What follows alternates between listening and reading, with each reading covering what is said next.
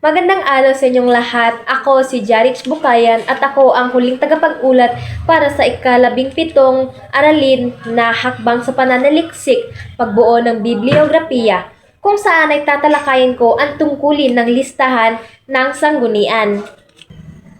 Ang listahan ng sanggunian ay isang mahalagang bahagi sa pananaliksik.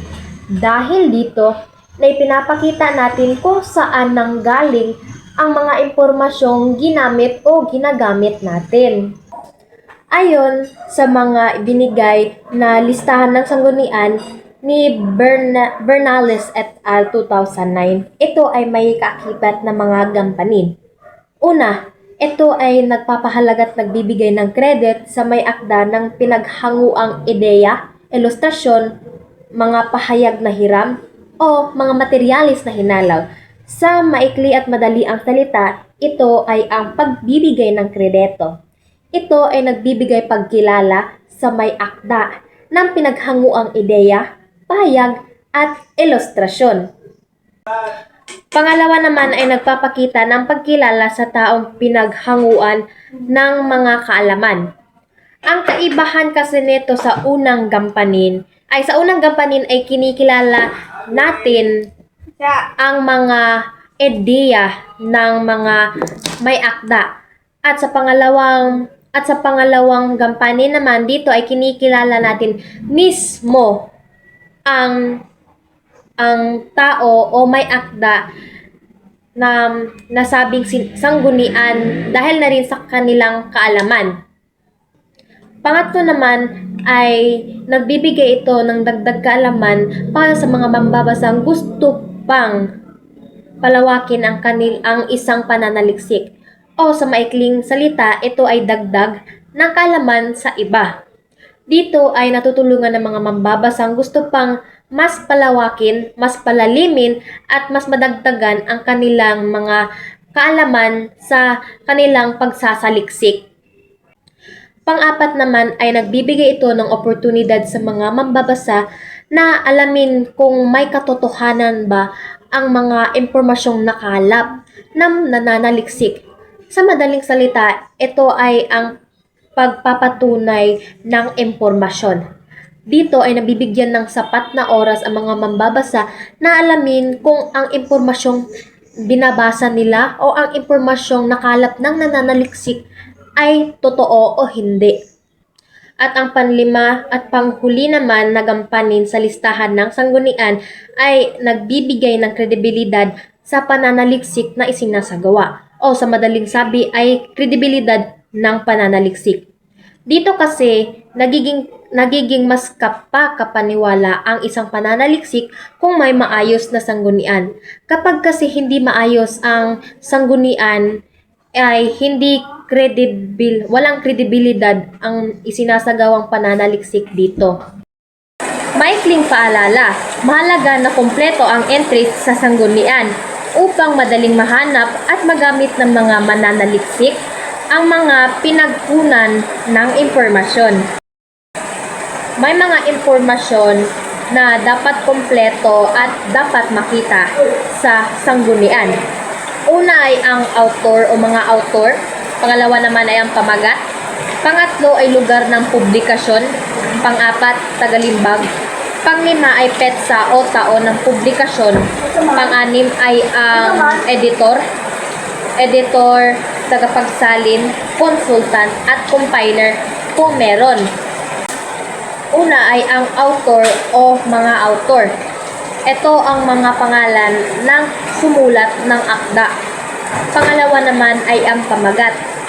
Ito ang titulo ng akda o material na binabasa. Pangatlo naman ay lugar ng publikasyon. Ipinapakita dito kung saan inilathala ang akda. Pang-apat naman ay tagalimbag. Ito ang kumpanya na naglimbag ng aklat. Panglima naman ay petsa o taon ng publikasyon. Nagsasaad ito kung kailan ito inilimbag ang aklat o akda. At ang panghuli naman ay ang editor, tagapagsalin, consultant at compiler. Kung mayroong compiler, isinasama ito kung may editor,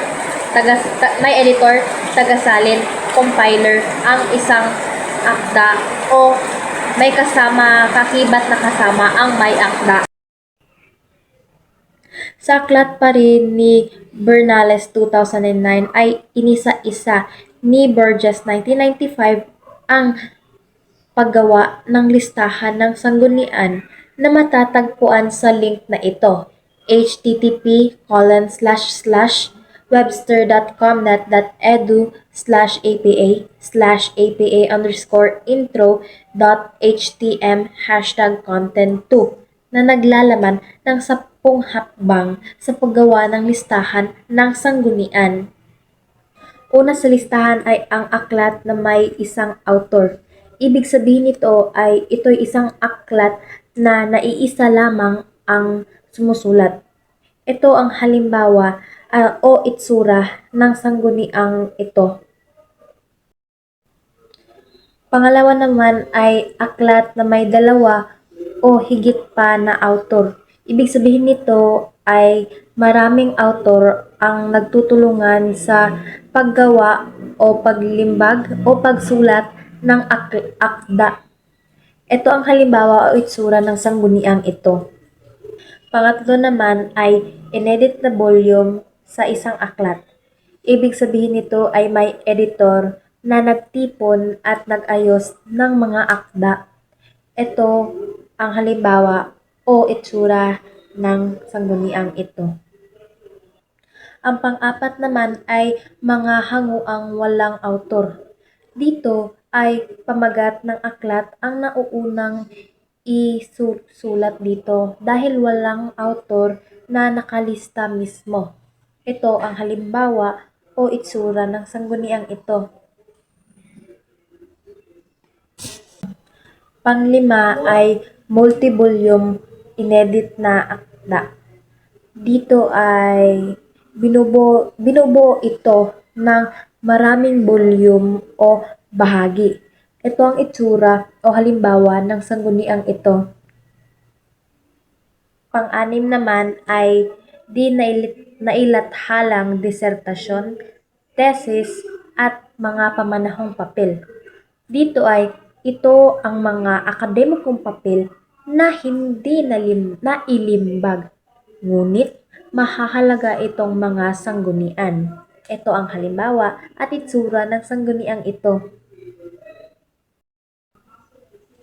Ang pampito naman ay mga artikulo mula sa journal, magazine, diaryo, at newsletter. Dito ay sa sangguniang ito ay nagbibigay ito ng tiyak at napapanahong mga impormasyon. Ito ang halimbawa o itsura ng sangguniang ito. Pangwalo naman ay cassette, pelikula, CD o VCD. Ito ay mga hindi nailimbag na mga materyales na pwede pa rin nating makuhanan ng mga datos. Ito ang halimbawa o itsura ng sangguniang ito. Pangsyam naman ay ang mga dokumento mula sa tanggapan ng gobyerno. Ito ay opisyal at mapagkakatiwalaan na sanggunian.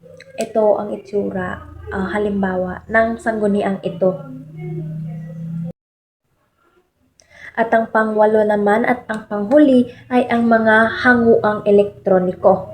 Ito ay mga sangguniang mula sa internet tulad ng website at mga online articles. Ito ang itsura ng sangguniang ito. Ngayon ay dadako na tayo sa huli kong pagtatalakay.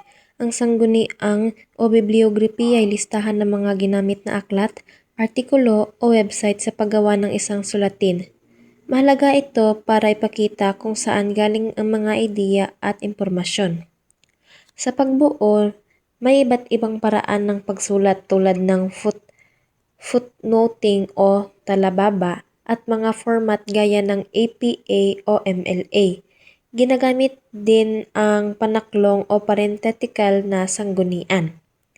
Sa paggawa naman ay kailangang ilagay ang tamang detalye tulad ng pangalan ng author, pamagat ng akda, at kung ito ba ay libro, artikulo, pelikula, o elektronikong sanggunian. Maaari ito may isa o higit pang author. Ang tungkulin ng sanggunian ay magbigay ng pagkilala at magdagdag ng tamang impormasyon. Nakakatulong din ito para maging kapani-paniwala at tama ang isinulat. Kaya salamat sa pakikinig sa aking pagtalakay at sana may natutunan kayo. Maraming salamat.